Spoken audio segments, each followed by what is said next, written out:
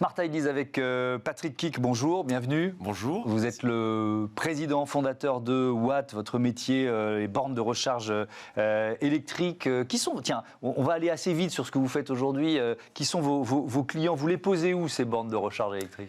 On les pose d'abord en copropriété. En fait, on a décidé d'équiper la partie résidentielle, donc copropriété, bailleurs sociaux, puisque un conducteur de voiture va se recharger à 50% à son domicile. Et puis, on est également très présent sur le segment du tertiaire, donc toutes les entreprises, les industries, les hôtels, les restaurants. Ouais. La crise énergétique qu'on vit, c'est un accélérateur de transformation et c'est un accélérateur de business pour une entreprise comme la vôtre? C'est un accélérateur de business et ça nous a obligés également de nous adapter sur ce marché. Après, nous, c'est très simple. On achète l'électricité et on le revend de la même manière aux utilisateurs de bornes. Donc, effectivement, si l'électricité est très chère, malheureusement, on va le revendre le même prix très cher. Mais quand il baisse, on va le vendre également avec un prix inférieur. Vous avez créé Watt en 2018 avec Yann Evin. 5 ans plus tard, vous en êtes où du développement de l'entreprise? Eh bien, écoutez, on a une très belle progression puisque on a commencé tout seul, effectivement, avec Yann. Et aujourd'hui, on est déjà à 170 personnes. On onboard en moyenne 10 à 15 personnes de plus chaque mois. Donc chaque mois. Chaque mois. Donc on recrute effectivement énormément. On est sur un marché exponentiel.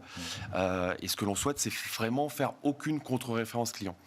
On a développé les 3 segments, donc du résidentiel, bailleurs sociaux et puis tertiaire. On a de très belles références maintenant. On a un réseau de bornes qui est assez intéressant. Et puis maintenant, la nouveauté, c'est qu'effectivement, on a intégré un fonds d'investissement. Raise Impact. Raise Impact. On est très content qu'il nous ait choisi et que on les a également choisis. C'est un fonds bienveillant qui nous apporte énormément en industrie, c'est-à-dire qu'ils nous mettent en relation avec pas mal de gens.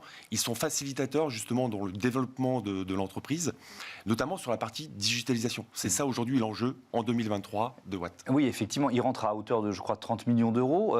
Cette digitalisation, cette numérisation de votre société, vous l'étiez déjà. Enfin, quand on est en 2018, j'imagine que voilà. Mais en quoi il y avait besoin d'accélérer? Sur quels éléments? Alors, on avait besoin d'accélérer parce que en fait, on est sur un marché du B2B qui commence à migrer vers un marché du B2C. Et donc, on a des volumes énormes à gérer, ne serait-ce que par exemple sur des commandes de bornes. On a automatisé, un peu à l'instar des Amazon ou autres, les copropriétaires viennent sur notre site internet et peuvent commander leurs bornes en ligne. Ça vient se déverser directement dans notre ERP et les travaux se lancent en automatique.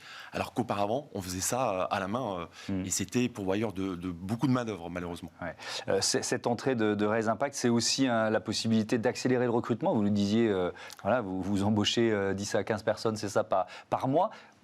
Profitez-en, quel type de talent vous recherchez? Alors on cherche beaucoup de talents, on cherche bien entendu des ingénieurs commerciaux sur les 3 segments de marché.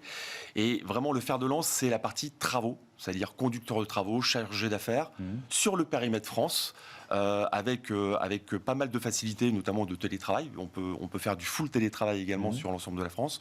Le but, c'est de mailler notre présence sur le territoire français et d'être à moins d'1 heure de chacun de nos clients. Donc toujours apporter de la satisfaction client et du service. Et pour l'instant, vous êtes uniquement sur le marché français? Vous commencez à regarder ce qui se passe ailleurs? Alors, très bonne question. Aujourd'hui, on est effectivement sur le marché français. On veut s'asseoir correctement sur le marché français et asseoir notre position. Et je ne vous cache pas qu'effectivement, on va regarder à court, moyen terme ce qui se passe en Europe. L'électrification de nos mobilités, elle se fait dans l'urgence. Vous avez dit c'est un marché. Le potentiel du marché, c'est quoi? C'est-à-dire qu'on est à quel niveau d'équipement par rapport à ce qu'il va falloir atteindre? Aujourd'hui, si vous prenez par exemple le segment de la copropriété, on a moins de 5% d'équipement. Donc il y a à peu près 180 000 copropriétés avec des parkings souterrains équipés. Il y en a 20 000 à peu près qui ont signé une convention avec un opérateur. Il y en a 160 000 à équiper. Idem pour la partie bailleurs sociaux, idem pour la partie tertiaire. Vous le voyez bien en fait. Il y a aujourd'hui encore beaucoup trop de parkings qui n'ont pas de bornes et sur lesquels on ne peut pas se recharger. Merci beaucoup Patrick Kick et à bientôt sur Bismart. Voilà, c'est la fin de ce numéro de Smart Impact. Merci à toutes et à tous de votre fidélité. À très vite, à demain.